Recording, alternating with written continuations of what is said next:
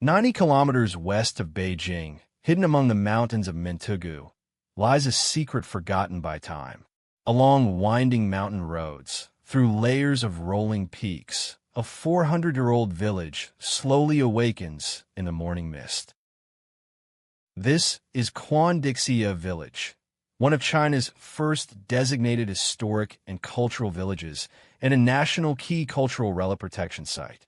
74 Ming and Qing Dynasty courtyards, 689 rooms, spread in terraced layers along the mountainside like an unfolded fan, quietly telling stories of the past. The entire village radiates from the Dragon Head Peak as its center, arranged in a fan shape along a north-south axis.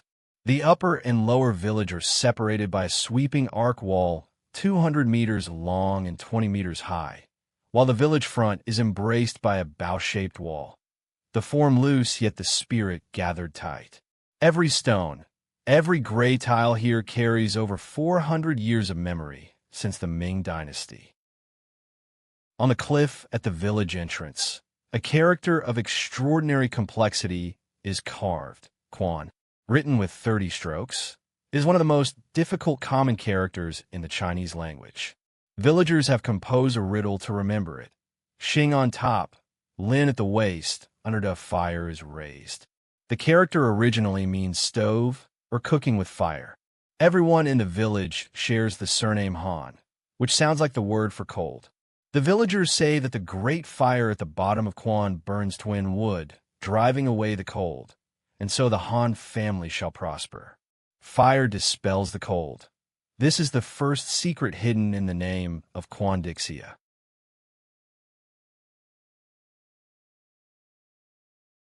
The story begins 600 years ago. During the Yongle reign of the Ming Dynasty, the imperial court ordered a great migration from Shaanxi to Beijing. In Hongtong County, Shaanxi, there stood an enormous old scholar tree, the gathering point where migrants assembled before departure. Thousands of families, leaving their homeland behind, embarked on a journey into the unknown. The ancestors of the Han clan were among them, taking one last look at their homeland beneath that great tree before turning east toward the destiny that awaited them. They crossed mountains and valleys, trekking toward Beijing. When they reached the deep mountains of Mentougou and discovered a valley embraced by peaks with abundant water, they decided to make it their home. In 1515, the 10th year of Emperor Jingde's reign, the court established a military pass here called Cuandixia, under the jurisdiction of Tianjin Pass. Tianjin Pass was the first line of defense against northwestern invaders approaching Beijing, a position of supreme importance. 3 Han brothers, Han Fujin, Han Fuyin, and Han Fuzong, were ordered from Yanheching to garrison Cuandixia. They built a fortress wall, erected a government office and barracks. These military structures became the precursors of today's village homes. The 3 brothers multiplied and thrived, gradually forming the Han clan settlement pattern that defines the village. They are revered as the founding ancestors of Cuandixia.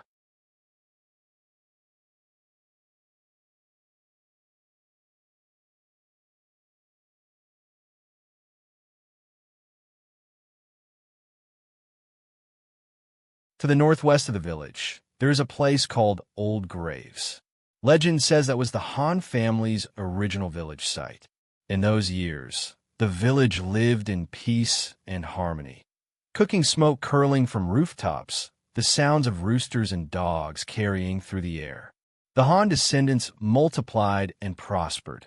Life was not wealthy, but steady and secure. Yet fate never promises anyone eternity.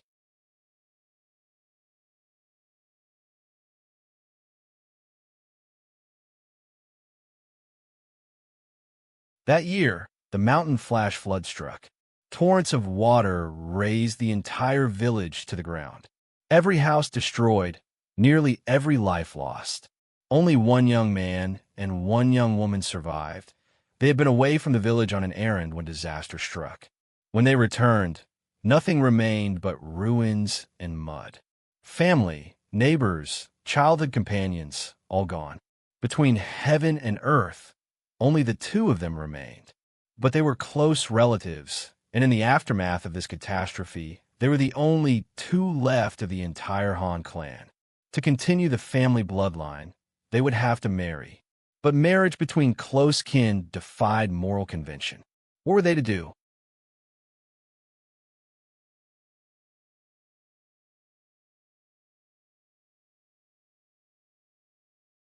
So they decided to ask the heavens. Legend says they used the millstone as their matchmaker, taking the upper and lower halves of stone mill and rolling them separately down from the mountaintop. If the two halves came to rest together, it would be heaven's will that they marry. Each pushed their millstone half from the peak, holding their breath, watching the heavy stones tumble downward. When the dust settled, the two halves of the millstone had come to rest one atop the other, fitting perfectly together. It was the will of heaven. They married and rebuilt their home at the present village site. They had 3 sons, Han Fujin, Han Fuyin, and Han Futsong. The 3 sons established 3 branches, the East Gate, the Middle Gate, and the West Gate. They also set down a 20-generation naming genealogy. Fu Jing, Zishou, Yi Ming Wan, Hongxi, Yiju Xiao, Huaiming Yon Mao Guang, Lianwen. Today, the village has reached the 17th generation, the Mao generation. This is no longer legend. It is fact, written in the family genealogy.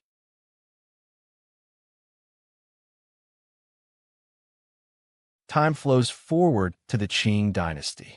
The Han family had thrived for generations in these deep mountains, and the village grew increasingly prosperous. Meanwhile, in the Forbidden City, something extraordinary was unfolding. Legend has it that Emperor Kangxi fell gravely ill with a mysterious disease that baffled even the imperial physicians. In desperation, Kangxi personally went to a temple to burn incense and pray, making an astonishing vow. If he recovered, he would remove the dragon robe and become a monk. Perhaps his sincerity moved the heavens, for Kangxi truly recovered. But how could the ruler of an empire enter monastic life? The dragon throne could not sit empty. So the court devised a solution: find a substitute.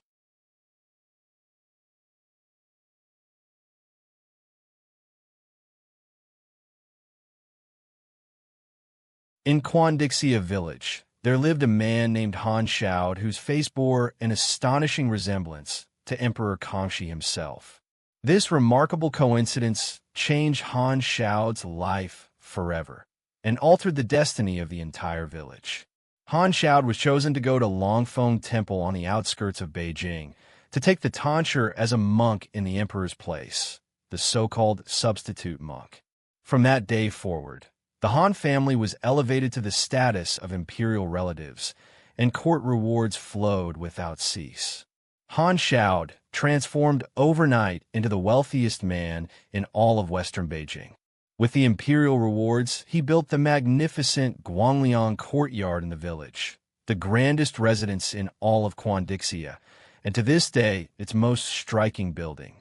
During the Kangxi and Qianlong eras, Cuandixia entered its golden age. At its peak, the village boasted 8 trading shops and 3 or 4 mule inns, creating a thriving community where commerce and home life intertwined. The Guangliang courtyard stands in the most prominent position in the village. Its imposing gate tower, exquisite brick carvings, every detail proclaiming the wealth and glory of a bygone era.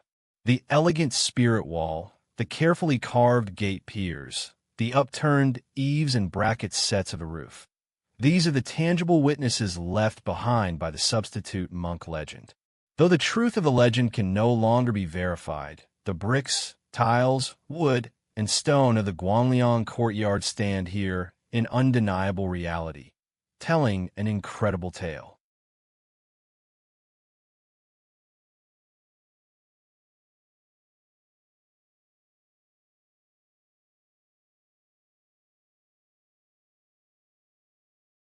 "400 years have passed. Flash floods, wars, the erosion of time. None have erased this village from history. Today, Cuandixia preserves 74 sets of Qing Dynasty homes intact, making it the most complete ancient mountain village architectural complex ever discovered in China. In 2003, it was selected as one of China's first historic and cultural villages. In 2006, it became a national key cultural relic protection site.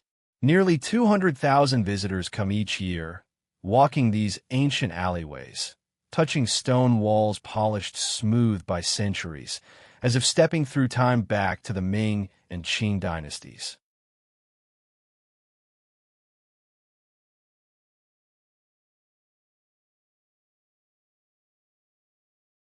From the great scholar tree of the Ming Dynasty to today's ancient village.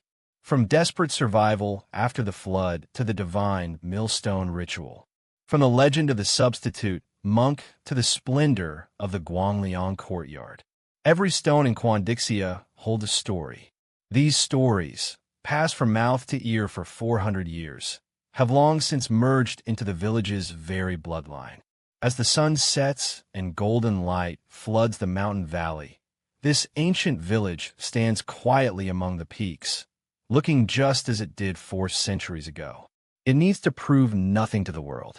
It simply stands there, silent and solemn, awaiting the next 400 years.